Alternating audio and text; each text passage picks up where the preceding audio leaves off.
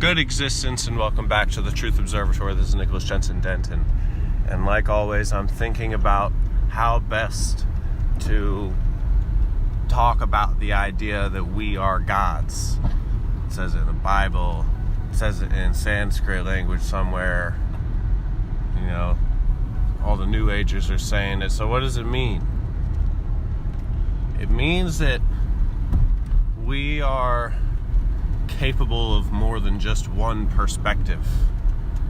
And I think that means, that shows, or our existence is an expression of that, because we constantly change perspectives and evolve and grow our perspective, and how we feel about people changes, and our scientific worldview changes, and all of that stuff is a constant solipsistic, that might not be the right use of that word, but change of view. Solipsism is the idea that all there is the perception of what the self can perceive, and I'm not going that far with it.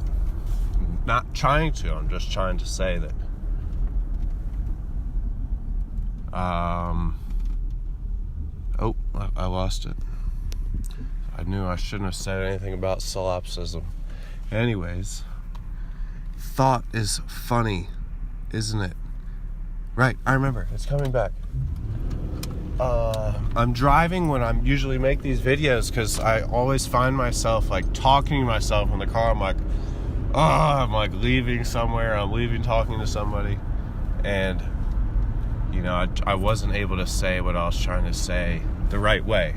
None of us ever do. Hindsight, right? But I feel like my perspective, because we're coming back around.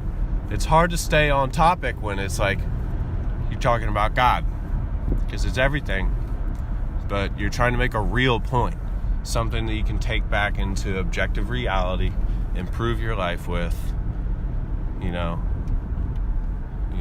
raise the standard of living and the quality of consciousness of everybody around us. So you can grow your perspective, right? And sometimes people, they don't want to grow their perspective. They don't want to expand their consciousness, but it doesn't matter. It doesn't matter what people want. I'm just stating facts here.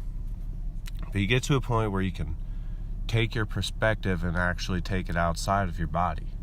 And you're existing just as if you are behind your eyes. Behind your eyes isn't the only perspective.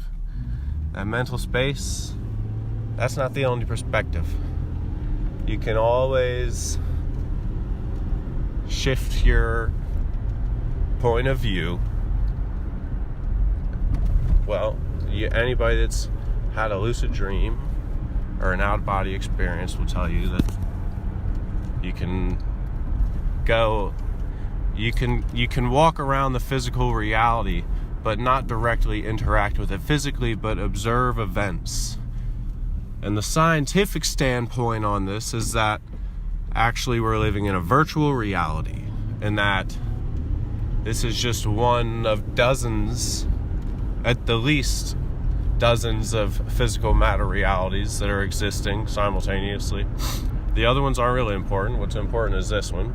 But this universe is constantly creating and evolving and changing, and the universe is growing its perspective and it's learning through us. And so the universe uses us to really learn the most important stuff about the universe, because we are human beings, we are special, we are intellectual, we've got different capabilities in the machine, animal, natural world, right? We are unique in our expression, in our self.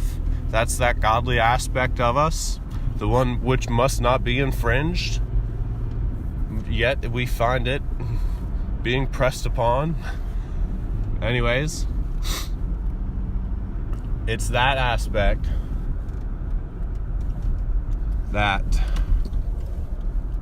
allows us to change our perspective, to see things really from a third eye point of view, or third person, third eye point of view, which is what I think is a part of unpacking this whole idea about ye are God, right? Because Atman is Brahman. Whatever those words mean. Right? They've been completely vacated of meaning ever since, I don't know, the confusion of tongues is what I assume, but yeah, exactly. Ever since the confusion of tongues. So that's just a little quick something I was thinking about. How you can explain to people your perspective can change, right? And like you grow, just acknowledge that happens in life as a thing that happens regularly within your mentation, and then say, okay, that's like a more fundamental aspect to the universe. It can actually take my consciousness outside of behind these eyes, which, because this body is just a tool for consciousness to use, it's like a player in a virtual reality. And then you can take your consciousness and move it elsewhere, anywhere. There's like an old Hindu saying that says, the reason you can only imagine the cup, or, oh no, I can't remember it. I redact, I can't. Yeah, so that's what it's about. It's about becoming more sensitive and in touch and in tune with your consciousness, which is what, I think life is all about. Figuring out how to do that best for yourself. Because only you know how to do it for yourself. But you're given all the tools to do it. You just got to figure out the proper balance of hormesis, a law of nature. Look that one up too. But it's basically hermetics. Hormesis and hermetics. That's how we can sum this up. Anyways, thank you for tuning in for this short one here. Nikki D signing off the Truth Observatory.